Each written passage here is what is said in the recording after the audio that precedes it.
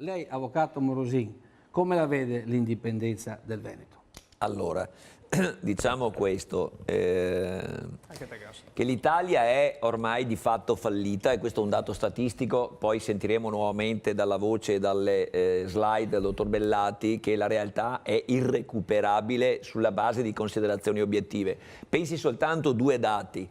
Il debito pubblico è arrivato a un livello stratosferico, 2.078 miliardi, ha una crescita di 10 miliardi al mese di media. Il debito dell'INPS, quindi delle pensioni, della previdenza, dell'assistenza, ha un divario, secondo il Sole 24 Ore, ultimo dato, un'entrata di 216 miliardi e una uscita di 266. Vuol dire che c'è un gap di 53 miliardi che mancano nell'arco di un anno. Questo è il Sole 24 Ore. E poi ci sono altri elementi, ma voglio soltanto dire questi indicatori. Quindi l'Italia è tecnicamente fallita. Che a Roma vinca Letta nipote o Letta zio, e quindi per dire centrodestra o centrosinistra, non cambia assolutamente nulla, non può cambiare nulla, perché nessuno di costoro ha le carte. Questa è la premessa, è un dato economico e un dato politico che insieme certificano un fallimento. Lo Stato non esiste più, le istituzioni sono state fagocitate da una super burocrazia delinquenziale, criminale, ormai distorta, che ha pervaso e distrutto tutto. Il mio pensiero è stato espresso in termini ancora più forti da illustri editorialisti sul Corriere della Sera, dicendo che una delle cause dei mali che hanno distrutto lo Stato, non esiste più lo Stato, e me ne assumo tutte le responsabilità, esiste solo una burocrazia pervasa e corrotta che ha distrutto tutto. Quindi a Roma non si riuscirà a cambiare nulla, chiunque dia le carte e chiunque le prenda. Il problema è che bisogna avere un progetto positivo, un progetto che non è contro Roma e contro l'Italia e nemmeno contro la Costituzione. È un progetto che vede oltre, è un progetto che parte dalla gente e dal popolo e che in modo coerente con la legittimità internazionale ha individuato nell'indipendenza un percorso alternativo. Bene.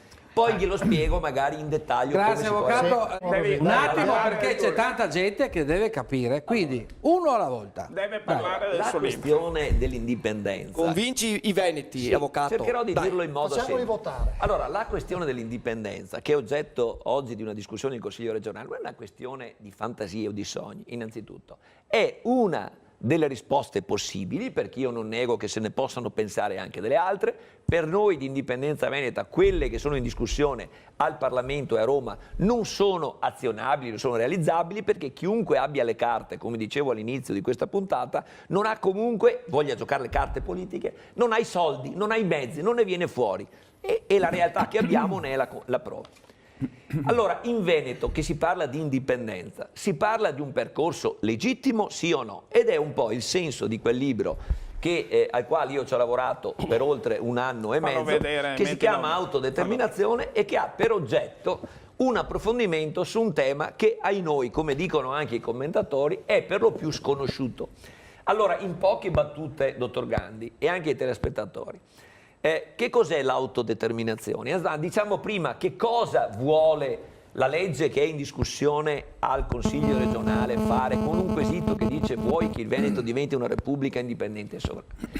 Chiede che sia fatta una consultazione su questo. Ci sono tre quesiti. Sì. Spiegali che ce ne sono tre. Ce n'è uno solo, gli altri sono aggiunti. Non interrompere.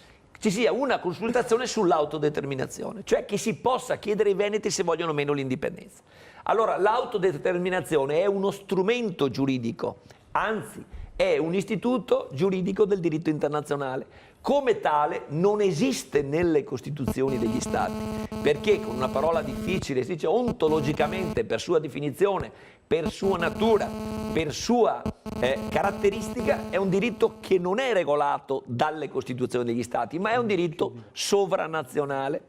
Allora, se è un diritto sovranazionale, vede Gandhi, la legittimità dell'esercizio di questo diritto, di cui qualcuno dice che non si potrebbe esercitarlo, altri dicono che è contro la Costituzione, va valutata per due profili. Uno, della legittimità internazionale: esiste o non esiste un diritto internazionale che possa essere invocato? Io dico di sì, e lo dicono con me autorevoli giuristi, quel libro ha il commento di un magistrato presidente onorario della Cassazione, di un magistrato presidente del Tribunale, di 2 docenti universitari, di giornalisti che pensano anche diversamente da me ma che riconoscono la fondatezza del lavoro e di tanti altri. Allora, il profilo della legittimità internazionale può essere ragguardato solo alle norme del diritto internazionale. La Carta dell'ONU, articolo 1, paragrafo 2 e articolo 55, riconosce il diritto all'autodeterminazione di tutti i popoli. Questo diritto, quindi il profilo della legittimità internazionale, se lo si conosce poi si può affrontare anche tutti i vari profili che io immagino Cortellazzo ha anche ragione di porre, ma se li ha approfonditi o li approfondirà si chiarirà. L'altro profilo, quello della legittimità in relazione alla Costituzione italiana, è risolto dall'articolo 10, il quale testualmente dice: l'ordinamento giuridico italiano si conforma alle norme del diritto internazionale generalmente riconosciute. Prima osservazione, l'ordinamento giuridico italiano, quindi potere legislativo, Parlamento, governo, potere esecutivo e magistratura. Quindi l'ordinamento si conforma. Ho finito. No, la pubblicità poi riprendi subito. Vuole interromperti? Posso finire? Dobbiamo Prendo 30 secondi ancora. 30 secondi, Allora, ma che siano 30 si secondi. conforma alle norme del diritto internazionale. Quindi vuol dire che lo recepisce senza se e senza ma. Se è così, la questione della legittimità torna al diritto internazionale. Ergo, chi si oppone alla consultazione referendaria, non all'indipendenza, perché io mi batterò perché tu possa votare no al referendum, ma tu devi avere degli scrupoli per impedire a me e a 5 milioni di veneti di esprimersi sul punto. Questa è la differenza tra noi due. Io mi batterò perché tu possa votare no, ma tu dovrai avere dei dubbi grossissimi per impedire ai veneti di votare su questo punto. Dicevo che quindi, siccome il profilo di legittimità, anche costituzionale interna, che non è l'unico profilo, rimanda al diritto internazionale per l'articolo 10 che ho citato, è evidente che chi si oppone al referendum, non all'indipendenza, quello è un passaggio successivo, viola patentemente, gravemente la Costituzione italiana. Quindi questo è il paradosso. Allora io dico... Come sei tu che sei distratto? L'ho detto prima. La conclusione sei tu che non No, capisci. l'ho detto prima, l'ha detto lui, questo qua. Gandhi, Prima l'ha detto, gli hai fatto repetita Iuvant, ho capito che sei d'accordo con lui adesso. Repetita Iuvant, i latini dicevano. Però gli hai fatto repetire una roba che l'ha già detto. Allora, francese questo? Qui. Allora, il punto importante invece è quello che stavo illustrando con l'amico Teso, è quello che Perché la gente Teso deve lì? capire. È No, è una Teso? persona squisita che parla anche, che sempre con molto garbo, che è un po' lontano dalla mia posizione, però dovremmo essere concordi su un punto, che è quello non tanto dell'indipendenza. Io so che lui voterà no, io sono come Voltaire. Non condivido nulla delle sue idee, ma se aspetta, ma lo ribadisco perché voglio che acquisisca in veri la fiducia in quello che sto dicendo. Io ce l'ho in lui, e lui è una persona che viene dal mondo del lavoro, non è uno che vive le favole. E quindi su questo punto, scusami che finisco, su questo punto, allora è che lui deve fare un passo, io gli chiedo di ragionare, se non è vietato, e nessuno dei giuristi, se gli fosse stata posta la domanda corretta come io avevo suggerito all'inizio quando è stata istituita la commissione ha risposto alla domanda se si può fare o meno. Invece la domanda doveva essere: ditemi voi della commissione se è vietato fare questo referendum sul diritto all'autodeterminazione. I giuristi si sarebbero fermati,